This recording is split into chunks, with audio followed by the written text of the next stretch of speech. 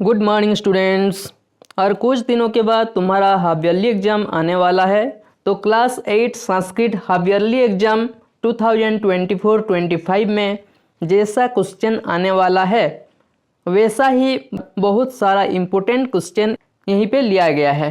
तो वीडियो को आखिर तक लास्ट तक देखें और वीडियो को एक लाइक कर दे। और ऐसे बहुत सारा क्वेश्चंस आंसर सब कुछ इसी चैनल में अपलोड किया जाएगा। अगर आप लोगों को और भी वेरियस टाइप का क्वेश्चंस चाहिए तो आप लोग कमेंट करके बताना। तो चलो स्टार्ट करते हैं। तो तुम्हारा 80 मार्क्स का आता है 3 आवर्स। तो ये है class 8 Sanskrit half yearly questions का एक सैम्पल पेपर। तो देखो खंड क में अधोलिखितम गद्यांशं पठित्वा प्रदत्त प्रश्नानाम उत्तराणि लिखत। नीचे दिए गए गद्यांश को पढ़कर प्रदत्त प्रश्नानाम मतलब नीचे कुछ क्वेश्चंस है उसका उत्तर लिखना है। तो पहले इस पैसेज को ना ठीक तरह से पढ़ लेना है, समझ लेना है। उसके बाद इसमें कुछ क्वेश्चंस दिया गया है, ठीक है। तो देखो एक पदेन उत्तरत केवलं प्रश्नद्वयम बोला है पहला वाला। तो पहले इसे पढ़ लेना है। पितुः आदेशात् श्रीरामः लक्ष्मणेन सीतया च सह वनम अगच्छत। पिता के आदेश के अनुसार श्री राम लक्ष्मणेन सीतया च सह लक्ष्मण और सीता के साथ वनम अगच्छत वन गए। वने लंकायाः नृपः रावणः वन में लंका का राजा रावण छलेन सीताम अहरत छल करके सीता को चोरी करके ले गया। कौन ले गया? रावण, लंका का राजा।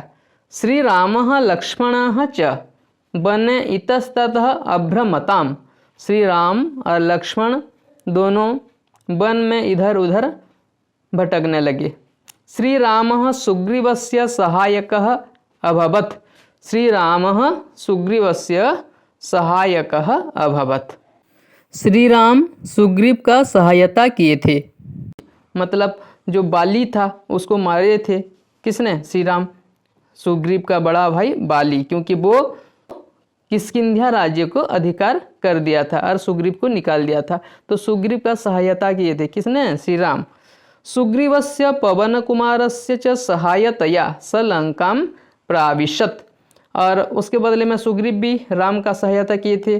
और सुग्रीव और पवन कुमार मतलब हनुमान, इन दोनों की सहायता से वो लंका को प्रवेश किए थे। कौन लंका को प्रवेश किए थे? श्री राम लक्ष्मण। तत्र इधर सह बोला है मतलब राम को समझाएगा। सुग्रीव और पवन कुमार के सहायता से वो लंका को प्रवेश किए। तत्र श्री रामस्य रावणेन सह युद्धम अभवत्। वहाँ पे श्री राम का रावण के साथ युद्ध हुआ। युद्धे श्री रामः सकलान राक्षसान् लंकापति रावणम च अमारयत। युद्ध में श्री राम सभी राक्षस और लंकापति रावण को मारे थे। श्री रामः रावणस्य अनुजाय विभीषणाय लंकायाः राज्यम अयच्छत। श्री राम रावण का अनुजाय मतलब उसका छोटा भाई विभीषण को लंका का राज्य दे दी, लंका का राजा बना दी। किसको? रावण के छोटा भाई को। ततः 14 वर्षाणां पश्चात, उसके बाद 14 साल 14 ईयर्स बाद सह सीतया लक्ष्मणेन च सह अयोध्यां प्रति आगच्छत। वो सीता और लक्ष्मण के साथ अयोध्या आ गए। कौन? श्री राम। तत्र श्री रामस्य राजतिलकः अभवत्। वहाँ पे श्री राम का राजतिलक हुआ, उनको फिर राजा बनाया गया। श्री रामस्य राज्ये सकलाः अपि प्रजाः सुरक्षितः प्रसन्नाः च आसन्। श्री राम का राज्य में सारा प्रजा सुरक्षित और प्रसन्न थे। तो देखो एक पदेन उत्तरत, पहला नंबर केवलं प्रश्नद्वयम्, 2 प्रश्नों का उत्तर करना है। रावणः काम अहरत। रावण किसको हरण किया? किसको हरण किया था? सीता को। तो इधर क्या दिया गया है देखेंगे। तो इधर दिया गया है नृपः रावणः लंकायाः नृपः रावणः छलेन सीताम अहरत। सीता को हरण किया था। तो रावणः काम अहरत सीताम, ठीक है, सीताम लिखना है केवल एक पदेन। कस्य युद्धम रावणेन सह अभवत, किसका युद्ध रावण के साथ हुआ था, राम का। ये तो ऐसे ही पता चल जा रहा है। इधर है क्या, देख लेते हैं। इधर है श्री रामस्य रावणेन सह युद्धम अभवत, तो इधर क्या होगा, कस्य युद्धम रावणेन सह अभवत श्री रामस्य, कस्य है तो श्री रामस्य इतना लिखना है। ठीक है, षष्ठी विभक्ति में है, उसे भी षष्ठी विभक्ति में लिखेंगे। रावणम कह अमारयत, रावण को किसने मारा। ठीक है, कह किसने मारा था, राम, तो श्री राम इतना लिखना है। इधर है क्या, देखते हैं। युद्धे श्री राम सकलान राक्षसान लंकापति रावणम च अमारयत, श्री राम सारे राक्षस लंकापति रावण को मारे थे। ठीक है, तो क्या लिखना है, रावणम कह अमारयत, रावण को किसने मारा, श्री राम, कह श्री राम। ठीक है, तो इनमें से दो ठो जो आता है तुम्हें पूरा परफेक्ट लगता है वो दोनों को पहले कर लेना है, उसके बाद एक्स्ट्रा नंबर कर सकते हो। ठीक है, उसके बाद सेकंड, पूर्ण वाक्य न उत्तर, तो पूरा वाक्य में उत्तर देना है। केवलं प्रश्न द्वयम, 2 प्रश्नों का उत्तर देना है और प्रत्येक प्रश्न का मूल्य है 2 नंबर। तो क नंबर, रावण सीताम कुत्र हरत, रावण सीता को कहाँ से हरण कर लिए, सीता कहाँ पे थे उस समय, और वहाँ पे वो गया था, वो हरण कर लिए। इधर देखो, वने लंकायाः नृपः रावणः छलेन सीताम हरत, वन में लंका का राजा रावण छल से सीता को हरण करके ले गया, तो क्या होगा, वने, तो लिख देना है रावणः सीताम वने अहरत। ओके, उसके बाद ख नंबर, कस्य राज्ये प्रजा सुरक्षितः आसन, किसके राज्य में प्रजा सुरक्षित थी, किसके राज्य में, हमें तो लग रहा है श्री राम का राज्य होगा, श्री रामस्य होगा, यहाँ पे कस्य दिया गया है ना, तो देखते हैं इधर आंसर फिर एक बार देख लेते हैं। लास्ट लाइन देखो, श्री रामस्य राज्ये सकलाः अपि प्रजाः सुरक्षितः प्रसन्नाः च आसन, श्री रामस्य राज्य, तो उसका आंसर क्या होगा, कस्य राज्ये, श्री रामस्य राज्ये प्रजाः सुरक्षितः आसन, यहाँ पे श्री रामस्य लिख देना है और बाकी सबको उतार लेना है। लंकायाः नृपः कः, ये तो पता चल जा रहा है, लंकायाः नृपः, लंका का राजा कौन है, रावणः, तो इधर लिख देना है रावणः पूरा वाक्य में, लंकायाः नृपः रावणः, क्योंकि पूर्ण वाक्य कहा गया है। तो जो पूरा जानते हो वो दोनों को पहले कर लेना, लेकिन नंबर देना है। जैसे तुम्हारा क नंबर तुम्हें आता है, क नंबर लिख दिया, उसके बाद ग नंबर तुम परफेक्ट जानते हो, उसके बाद ग नंबर दे के उसका आंसर लिख देना है, उसके बाद अगर जानते हो तो ख नंबर कर सकते हो। ठीक है, जो पहले आता है तुम लोगों को उसको पहले कर लेना है। नेक्स्ट, निर्देशानुसारम उत्तरतः, निर्देश के अनुसार उत्तर दीजिए, 2 मार्क का है। ठीक है, सुग्रीवस्य पवन कुमारस्य सहायतया, सुग्रीव और पवन कुमार के सहायता से, पवन कुमार मतलब हनुमान, सह लंकां प्राविशत, वो लंका को प्रवेश किए। कौन, श्री राम, सह मतलब श्री राम को समझा रहा है। वाक्य सह इति पदम, सह पद किसके लिए, कस्मै प्रयुक्तम, किसके लिए प्रयुक्त है, इधर देखो कस्मै प्रयुक्तम, किसके लिए प्रयुक्त है, तो कस्मै चतुर्थी विभक्ति में है, तो जिसके लिए प्रयुक्त है वो भी चतुर्थी विभक्ति होगा।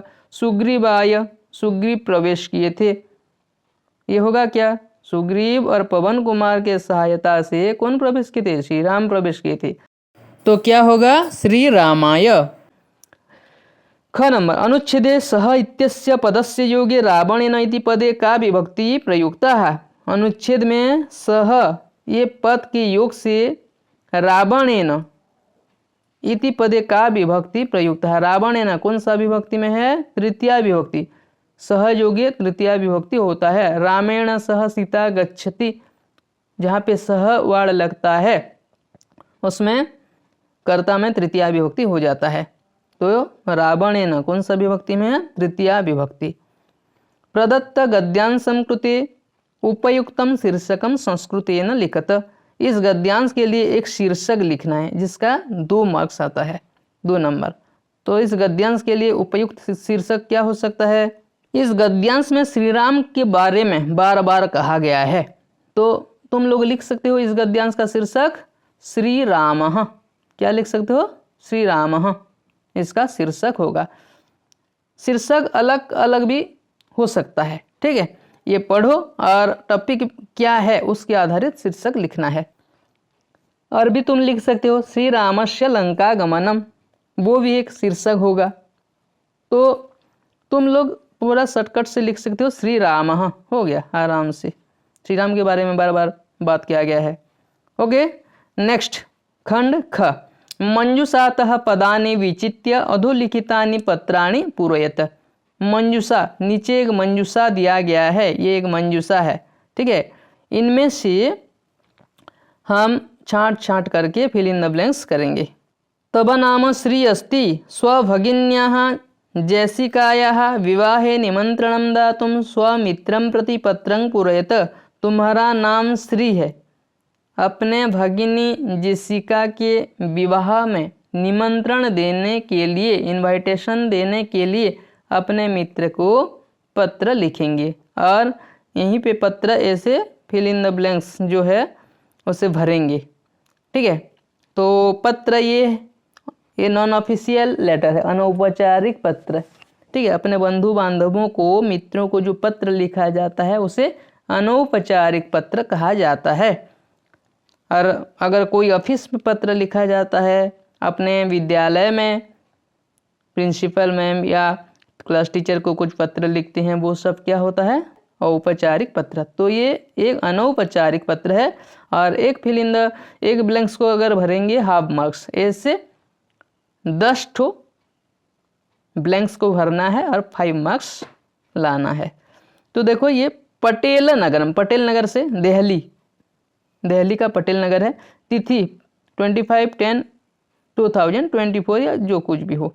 इधर भी मतलब ब्लैंक्स देता है और उसी ब्लैंक्स में ना हमेशा याद रखना, उसी ब्लैंक्स में अगर ब्लैंक्स दिया होगा तो वहीं पे जिस दिन तुम ये कर रहे होगे उसी दिन का डेट डाल देना। प्रियमित्रम चंद्र, प्रियमित्र चंद्र, अत्र कुशलम, मैं यहाँ पे कुशल हूँ। उसके बाद डैश दिया गया है, मतलब तुम भी वहाँ पे कुशल होगे, ऐसा कुछ होगा। तो जब भी पत्र लेखन करोगे ना, पहले जो फिल इन द ब्लैंक्स कहाँ पे क्या होगा पहले वो अपने हिसाब से देख लेना है और इधर नंबरिंग करना है, ठीक है। पेंसिल में पहले नंबरिंग कर देना है। सोचो कि ये तत्रास्तु, ये एक नंबर हो गया तो इधर एक नंबर कर देना है। उसके बाद आ गया अहम मित्र अहम प्रसन्नता पूर्वकम डैश यत मम डैश जेसिकायाः विवाह। तो मित्र अहम प्रसन्नता पूर्वकम, मैं प्रसन्नता के साथ बताना चाहता हूँ, ऐसा कुछ होगा।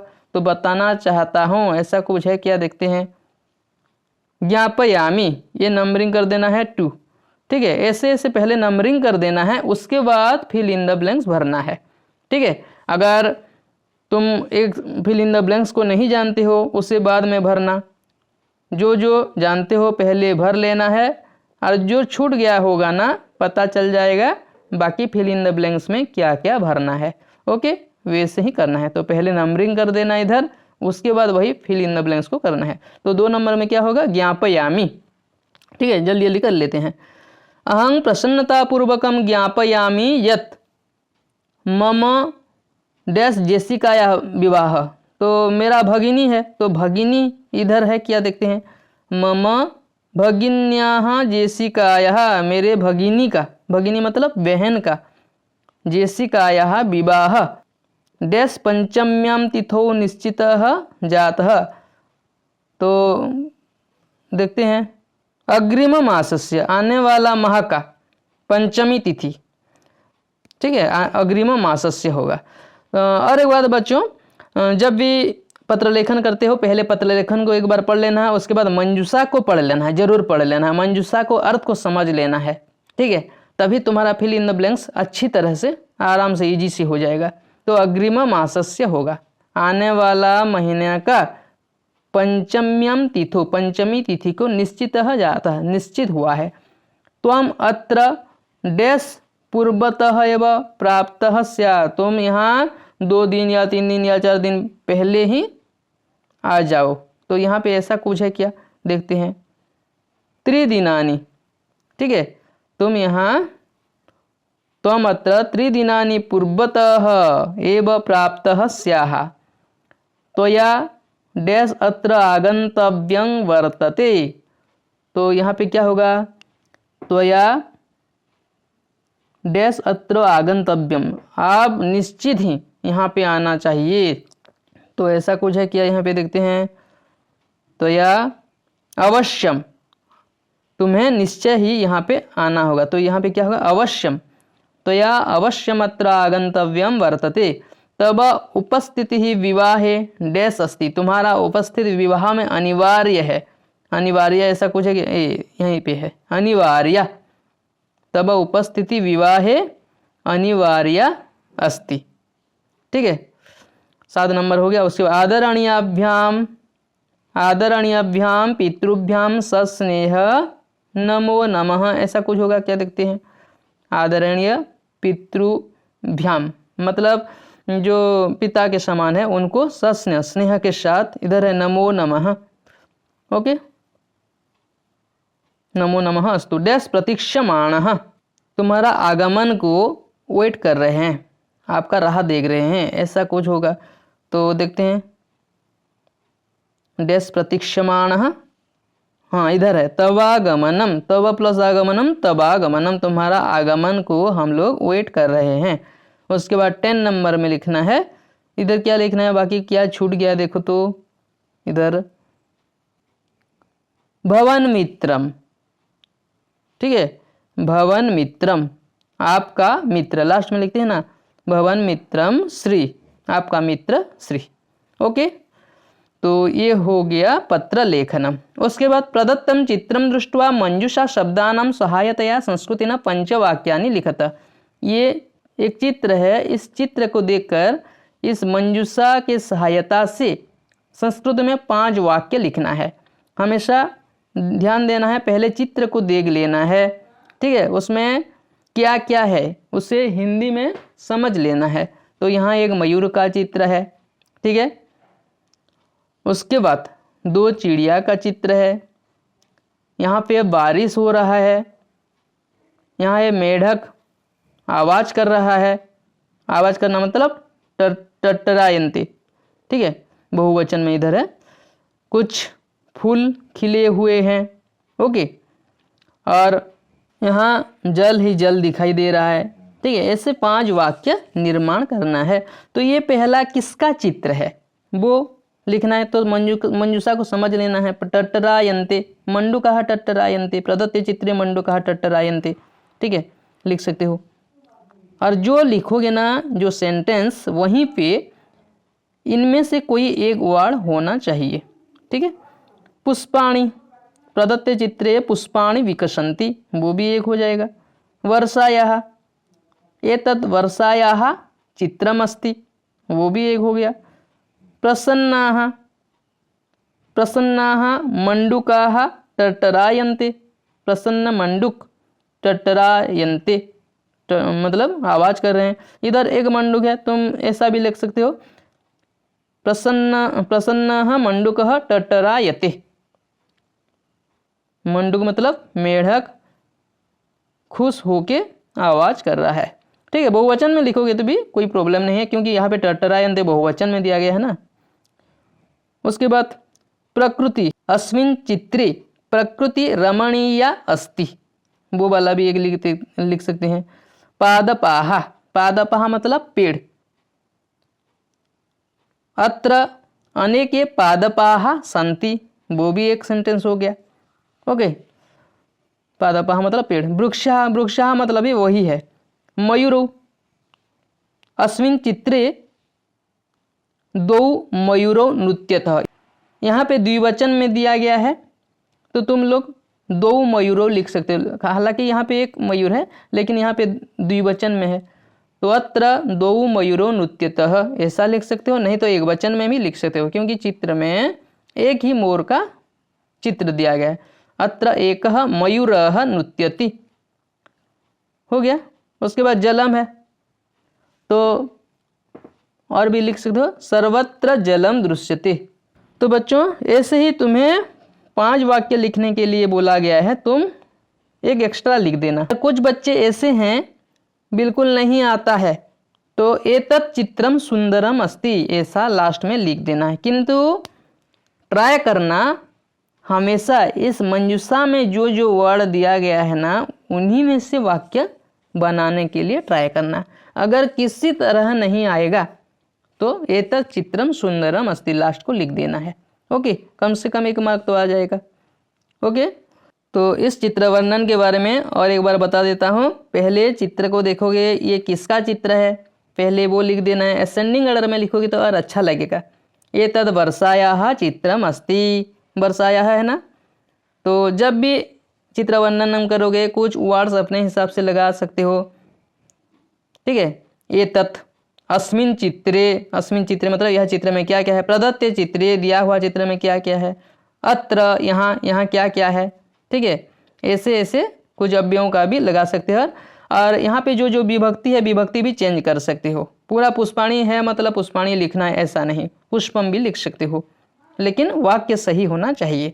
तो सजा के लिखना है, एतद् वर्षायाः चित्रम अस्ति, अस्मिन् चित्रे प्रसन्नाः मंडूकाः टर्टरायन्ते, वो लिख सकते हो बहुवचन में, नहीं तो अस्मिन् चित्रे प्रसन्नः मंडूकः टर्टरायते एक वचन में लिख सकते हो। अत्र पुष्पाणि विकसन्ति, यहाँ पे पुष्प खिल रहे हैं। अस्मिन् चित्रे प्रकृति रमणीया अस्ति, प्रकृति रमणीया है।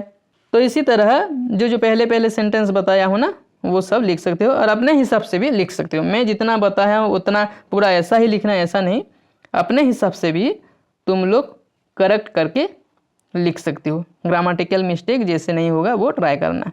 उसके बाद नंबर 4, अधोलिखितान संवादान मंजूषायाम प्रदत्त शब्द ही पूरयत, नीचे दिए गए संवाद को, ये संवाद लेखन कहा जाता है, 5 मार्क्स का आता है। तो मंजूषा से हम प्रदत्त शब्द ही पूरयत, नीचे दिए गए शब्दों से हमें पूरा करना है। ओके, तो हे भ्राता त्वम किम डेस, और ये ना तुम्हारा ग्रामर बुक में वार्तालाप नाम से दिया गया है, वो चैप्टर का नाम है वार्तालाप, देख लेना। और देखते हैं, तो ये संवाद लेखन में हमेशा देखना पहला जो फिल इन द ब्लैंक्स होता है उसका आंसर ज़्यादातर नेक्स्ट सेंटेंस में छिपा हुआ रहता है। तो यहाँ बोला गया हे भ्राता त्वम किम, हे भ्राता हे भाई तुम क्या कर रहे हो, क्या पढ़ रहे हो, क्या लिख रहे हो, ऐसा कुछ बोला होगा। तो नेक्स्ट सेंटेंस देख लेते हैं, पता चल जाएगा। अहम कवि कुलगुरु हो, मैं कवि कुलगुरु का डैश अभिज्ञान शाकुंतलम पठामी, क्या अभिज्ञान शाकुंतलम पढ़ रहा हूँ, पढ़ रहा हूँ मतलब यहाँ पे त्वम किम पठसी ऐसा कुछ होगा। पठसी है क्या, हाँ देखो पठसी है, ठीक है। तो संवाद लेखन से पहले इसे एक बार पढ़ लेना है, उसके बाद मंजूषा को पढ़ लेना है, उसके बाद इसे भरना है। ये भी ऐसे पहले नंबरिंग कर देना है नीचे कौन सा क्या होगा, पहले जो जो जानते हो नंबरिंग कर देना, उसके बाद जो जो नहीं जानते हो सब करने के बाद बाकी सब जो जो छुटा हुआ रहता है उसे भर देना है। तो इधर देखो पठसी होगा, हे भ्रातः त्वम किम पठसी, हे भाई तुम क्या पढ़ रहे हो। अहम कवि कुलगुरो हो, मैं कवि कुलगुरु का, कवि कुलगुरु कौन है देखते हैं, यहाँ पे कुछ कवि का नाम है कालिदासस्य, कालिदास। अहम कवि कुलगुरो हो कालिदासस्य अभिज्ञान शाकुंतलं पठामि, कालिदासस्य हो जाएगा। उसके बाद भ्रातः डैश इत्यस्य अर्थ किम अस्ति, हे भ्राता कुछ प्रश्न पूछा है, क्या प्रश्न पूछा होगा देखते हैं नीचे। भ्रातः अभिज्ञान, अभिज्ञान इत्यस्य अर्थ किमस्ति, अभिज्ञान का अर्थ क्या है, यहाँ पे अभिज्ञान शाकुंतलम बारे में कहा गया है ना। तो भ्रातः अभिज्ञान इत्यस्य अर्थ किमस्ति, उसके बाद गुलशन बोल रहा है अभिज्ञान इति पदस्य अर्थ पहचान इति अस्ति, अभिज्ञान का मतलब है पहचान। राजस किम तव समीपे कालिदासस्य डैश अन्या रचना अस्ति, क्या तुम्हारे पास कालिदास का डैश अन्य रचना अस्ति, अन्य रचना है, क्या अन्य रचना है देखते हैं इधर। कापि ये होगा, ठीक है। किम तव समीपे कालिदासस्य कापि अन्या रचना अस्ति, क्या तुम्हारे पास कालिदास का कोई और अन्य रचना है, अन्य पुस्तक है क्या तुम्हारे पास। गुलशन उसके बाद बोल रहा है आम हाँ, मम समीपे डैश अपि अस्ति, मेरे पास और भी कुछ है, मतलब और क्या होगा, मम समीपे मेघदूतम अपि अस्ति, मेरे पास मेघदूत भी है। ओके, मेघदूत भी एक खंड काव्य है कालिदास का, ठीक है। आभा डैश मेघदूतम मह्यं प्रयच्छ, देखो इधर इसका आंसर इधर छिपा हुआ है। हमेशा संवाद लेखन में हमेशा याद रखना, जो क्वेश्चन पूछा गया होता है उसका आंसर नेक्स्ट सेंटेंस में ज़्यादातर के छिपा हुआ रहता है।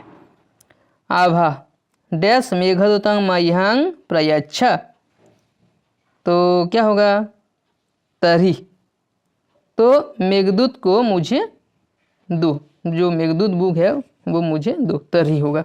ओके, तो ये actual fill in the blanks 5 ठो देता है, ठीक है। यहाँ पे एक्स्ट्रा एक दे दिया गया है, 5 ठो रहता है 5 मार्क्स। ओके, उसके बाद ना खंड ग का बाद में करेंगे क्योंकि वीडियो बहुत लंबा हो गया है।